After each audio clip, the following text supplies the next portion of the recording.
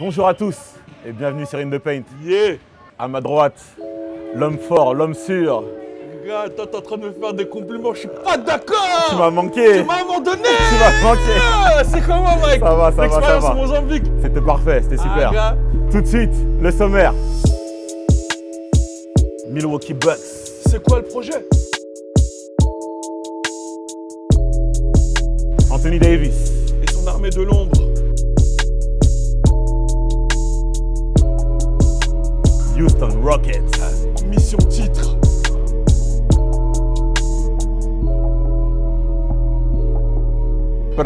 In The Paint, c'est maintenant. It's been a long time coming. Destined for greatness, keeping on my 100 yards running. Working on a hot route, something y'all can talk about. Swear they couldn't tell me nothing. My head's still buzzing, my mouth still running. This has been a long time coming, yeah. Les Bucks, c'est quoi le projet? Bah déjà, s'il y avait un projet, il marchait pas très bien là. Gars, je le vois pas. Ouais. Je nettoie mon écran, tout. Je ne vois pas. Ouais, ça va pas très fort. Ça va pas très fort et c'est une équipe sur laquelle on avait beaucoup misé au début de saison. Ah gars, je me rappelle comment on en Ouais. parlait. On se disait vraiment, avec l'éclosion de Giannis, qu'on allait voir un Milwaukee vraiment Conquérant, ouais, gravir les étapes. voilà, vraiment sur le haut de la conférence. Bien tu vois. sûr. Et là, ils sont en train de dégringoler. Franchement, ça va pas super. Ça va pas super. J'ai l'impression que l'ambiance du vestiaire est même touchée. C'est possible, tu sais, avec les défaites, tu sais comment ça se passe. Ah, hein. ça va vite, très vite. Dès qu'il y a les défaites, on pointe un petit peu du Jason doigt. Kidd qui est parti. Déjà, c'est le premier à être parti, Ouais. Jason Kidd. Donc on commence à pointer un peu du doigt tous les dysfonctionnements qu'il pourrait y avoir en cas de défaite, tu vois. Et donc c'est le cas en ce moment. Et c'est vrai que même avec le départ de Jason Kidd, ça s'est pas spécialement amélioré, tu vois. Tu vois, je vais pop-up vite fait vers un avenir proche, mais ça peut troubler, amener Giannis à se poser quelques questions. Hein. C'est sûr que si on ne voit pas d'évolution en 2-3 saisons comme Milwaukee est en train de le vivre en ce moment, c'est sûr qu'une star montante comme Giannis qui rêve de titres, qui rêve d'accomplissement collectif, va vouloir aller ailleurs pour pouvoir les trouver.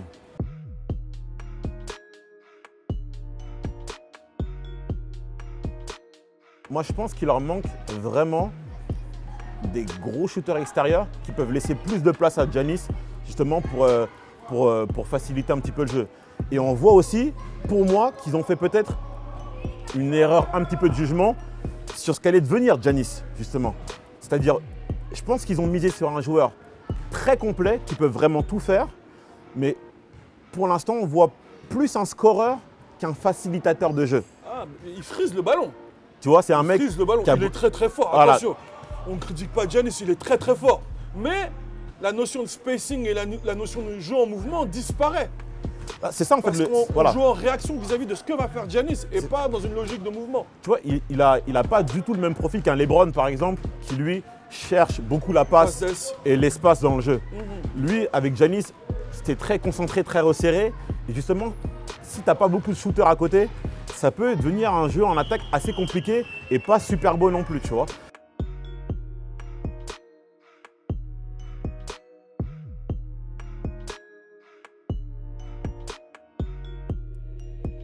Moi, la seule satisfaction que j'ai aujourd'hui, c'est le retour de Jabari. Ouais. Qui, malgré son manque d'énergie, parce qu'il doit être hors forme, Ouais. le gars fait les efforts pour avaler les espaces, il apporte de la percussion, il apporte du shoot extérieur, mais voilà, il a besoin encore de 1 mois, 2 mois de préparation. Donc pour lui, l'intérêt, c'est la saison prochaine. Moi, je comprends pas le projet. Et vous en pensez quoi? C'est quoi le projet des Bucks aujourd'hui? N'hésitez pas à réagir sur notre page Facebook In The Paint. It's do or die. Alex Taylor has the ball for the final shot. He's looking unstoppable in his new February gear from Kids Foot Locker. 3, 2, 1. Rejected by Anthony Davis. The stadium is shaking. The fans have never seen anything like this in their lives before. Davis is unbelievable. The crowd is chanting MVP, MVP, MVP, MVP. What a hustle play. He's been on fire all night. Parlons un peu de monsieur Anthony Davis.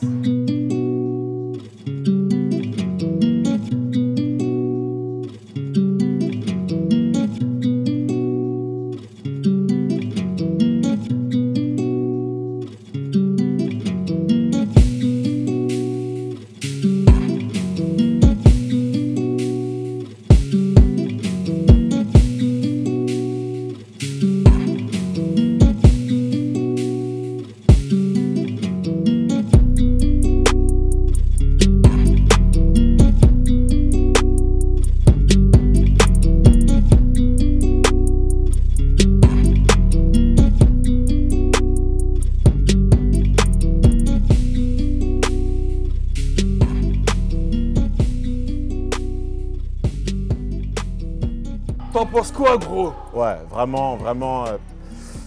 Je trouve qu'on revoit le Anthony Davis d'avant. Oh, gars, non, je suis pas d'accord. Tu me dis, tu revois Anthony Davis d'avant.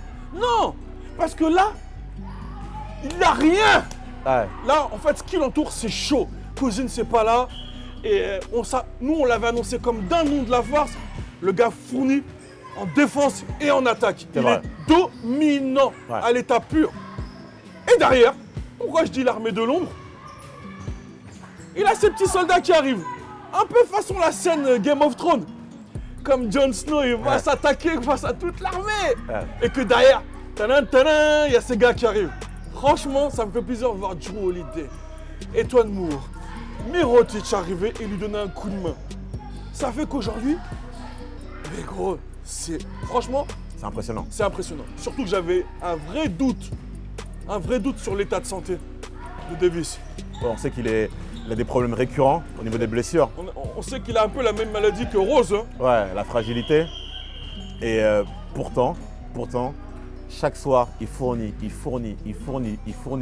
Et il donne complètement confiance à tous ces soldats de l'ombre, justement, qui disent on a notre leader qui est devant. On le suit. On le suit jusqu'au bout. Même mon meneur qui a permis à ma team d'avoir son titre, Rajon Rondo, il met ses 17 points au calme. Ouais. Après, le départ de Cousins redistribue un petit peu les cartes. Ça responsabilise tout le monde. Ouais, ça redistribue un peu les cartes et je pense que tout le monde grappille un petit peu et tout le monde se sent un peu plus important et un peu plus qu'un soldat de l'ombre. Voilà. Tu vois. Et ça a renoué les liens. Ouais. J'ai l'impression d'avoir un vrai groupe qui est en mission. Ouais, vraiment en mission playoff, ils se disent vraiment qu'ils peuvent le faire et pour l'instant, ils sont bien partis pour pouvoir le faire justement. Et vous en pensez quoi? Les Pelicans vont continuer à rester là-haut ou vont perdre leur place de playoff? N'hésitez pas à rebondir sur la page Facebook Indapent.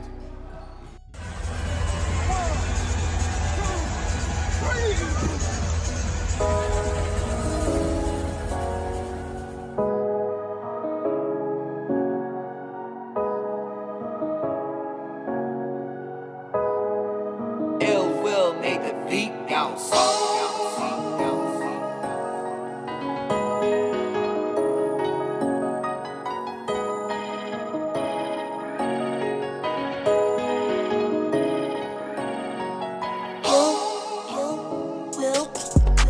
Houston Rockets en mission. Vraiment en mission, vraiment en mission. Ils ont raison de l'être.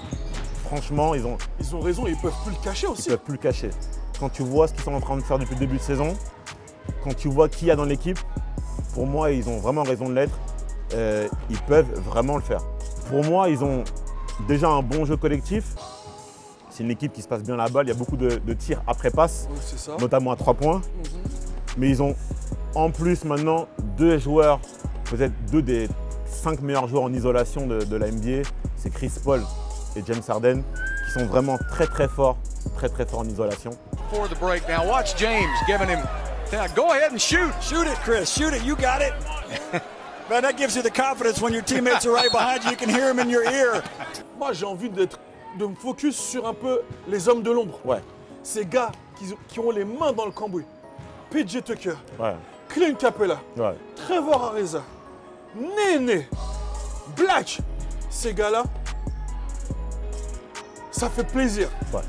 À une période de la NBA où on voit très peu les défenses, je vois que ces gars-là mastiquent.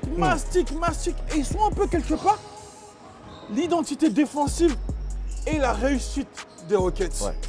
Parce qu'aujourd'hui, cette transition défense-attaque, si elle a lieu, c'est par des ballons récupérés. Ouais.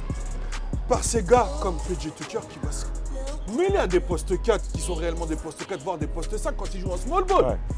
Et qui de là transforment leur défense en une projection vers l'attaque hyper dangereuse. Ouais, parce qu'en plus, quand ils repartent vers l'attaque, eux, ils sont 5 extérieurs parfois ou 4 avec Capella qui est franchement peut-être le pivot qui court le mieux en NBA. Ah bah, je suis d'accord avec toi. Complètement. Donc tu imagines qu'à partir du moment où ils ont récupéré le ballon, tu vois 5 fusées traverser comme ça en attaque. Et c'est vraiment très dur à défendre, tu vois, parce que ça part vraiment de tous les côtés. PJ Tucker est capable de shooter, même si c'est pas son fait d'arme. Il met. Il met.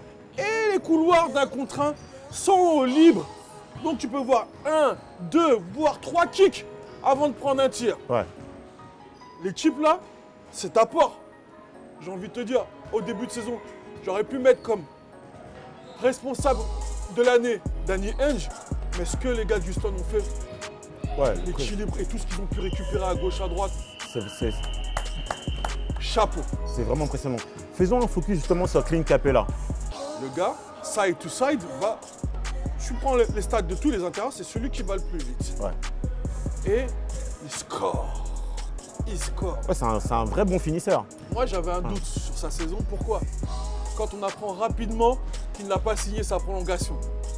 Je me suis dit, ça va être chaud, on va peut-être le bencher ou autre chose. Ou Il le va trader. plus avoir, Ouais. ou le trader ou pas avoir le même impact. Aujourd'hui, je te dis clairement, ils vont sortir le chéquier. Ouais. Ils vont le garder. Parce que c'est le gars de James Harden. À l'image de LeBron James qui a J.R. Smith ou d'autres joueurs. James Harden, Clint Capela, c'est son gars. Ouais. Et il y en a un qui perd un peu de cette donne-là à l'approche des playoffs, c'est Ryan Anderson. Qui est un peu moins utilisé et un peu moins en valeur que Clint Capela, justement parce que l'axe 1-5 ou 1,5-5 avec James Harden, avec Capela, fait vraiment la différence. Fait vraiment la différence. Et on peut comprendre que dans leur équilibre d'équipe, avec d'autres joueurs comme Tucker, d'autres joueurs comme Ariza, qui peuvent tirer au large, ils ont plus besoin d'un Capela que d'un Ryan Anderson. Même si je pense qu'en playoff, on aura vraiment besoin de lui, parce que vraiment sa qualité de tir et surtout son expérience, son sang-froid, va vraiment peser dans la balance au moment des playoffs. Guarding the inbounder, that's Gordon. No timeouts for the Rockets, they have it here. And here we go, they get it in Anderson. Back to Harden. Giving it to James with 3 seconds. With 2, baseline left. Harden against Covington. Harden giving it up, Gordon. In the corner, Gordon steps right. Gordon for the win, it is up. Gordon thinking 3 for the win. And he gets it! Eric Gordon beats the buzzer! And the Rockets have come from behind to win a stunning game here in Philadelphia. E.G. nothing but melon! And the Rockets steal one tonight at Wells Fargo Center. N'hésitez pas à nous suivre sur notre site indapendprod.com, sur la page Facebook Indapend, sur le YouTube Indapend TV. Spécial remerciement à mes gars de la Hoops Factory, Gilles Bravo, Sira Silla et tout son staff qui nous accueille dans les meilleures conditions. Merci à la team Indapend d'être toujours là. Force à vous, on ira loin. Merci à mon gars sûr, El Michael Totti. On vous donne rendez-vous la semaine prochaine. It's been a long time coming. Destined for greatness, keeping on my 100 yards running. Working on a hot route, something y'all can talk about. Swear they couldn't tell me nothing. My head's still buzzing, my mouth still running. This has been a long time coming, yeah.